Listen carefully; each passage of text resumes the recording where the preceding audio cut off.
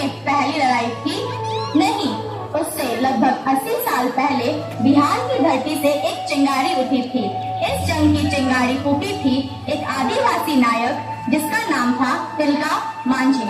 वह जानता था कि अंग्रेज किस तरह हमारे देश को लूट रहे हैं, किस तरह हमें गुलाम बना रहे हैं। अंग्रेजों के खिलाफ उनका गुस्सा बढ़ता गया और फिर एक दिन जोहार काका, 5 दिन से हमारे घर में कुछ नहीं पका, बच्चे भूख से तड़प रहे हैं।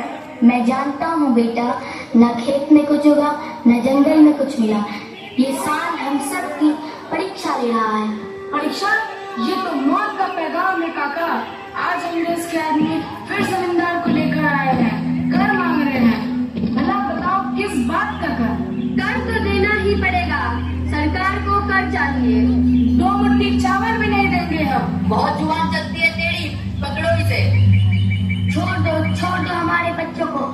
कुछ नहीं है हमारे पास, इतना कुछ तो दे दिया, अब और क्या दे? अगर लेना ही है तो हमारी जान ले लो। देखो काका, ये रोना धोना सरकार के आगे नहीं चलता। मैं अगले हफ्ते फिर आऊंगा और उम्मीद करता हूँ कि उस दिन आप मुझे खाली हाथ नहीं लौटने देंगे। सिपाही चलो।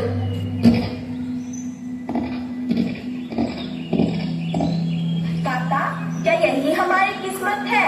बेटा, किस्मत वही होता है जिसे हम बनाते हैं। अगर हम मिलजुल कर एक दूसरे का साथ दें, अपनी जमीन अपना जंगल बचाएं, तब जाकर कुछ हो सकता है। हम आदिवासी हैं, जंगल ही हमारी पहचान है और हम अपनी पहचान को खोने नहीं देंगे, चाहे इसके लिए हमें जो भी करना पड़े।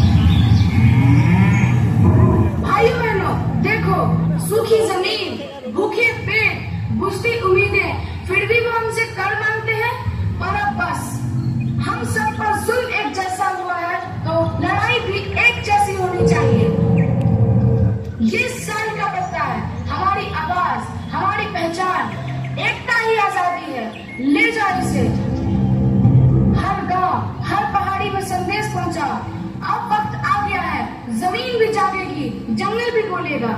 बेटा, क्या हम जीत सकते हैं? जब भूख से मरता हुआ आदमी उठ खड़ा होता है तो उसके सामने बंदूक भी झुक जाती है। जोहार तिलका मांझी, जोहार, तेरा ही आजादी है। काका, एक बहुत बुरी खबर है। क्या बात है? सुना है अंग्रेज कलेक्टर पहाड़िया लोगों में पैसे, अनाज और कपड़े भी बांट रहा है। पैसे बांट रहा है? मुफ्त में? मुफ्त नहीं, ये लालच है, फूट डालने का जाल है। हाँ, ये वही चाल है जो पहले भी चली गई थी।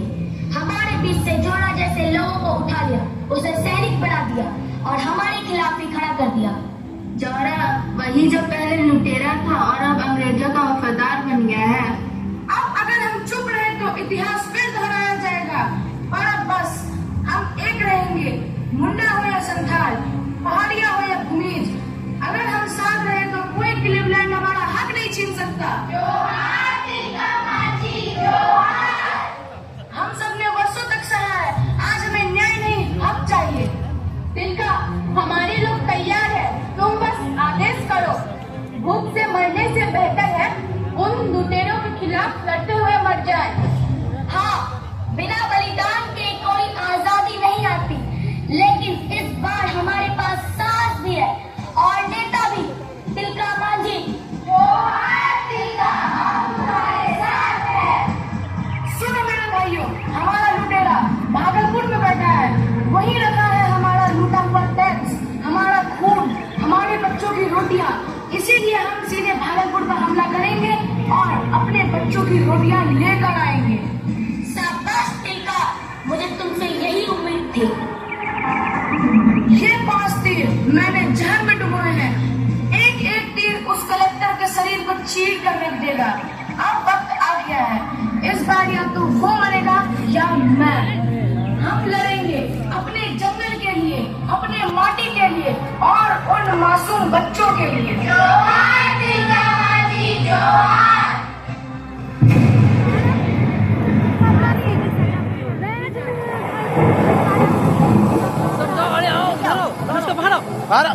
अरे यार, इधर ही बाहर आओ। और फिर उस रात जंगल ने सांस रोक ली, पेड़ों ने करवट बदल ली।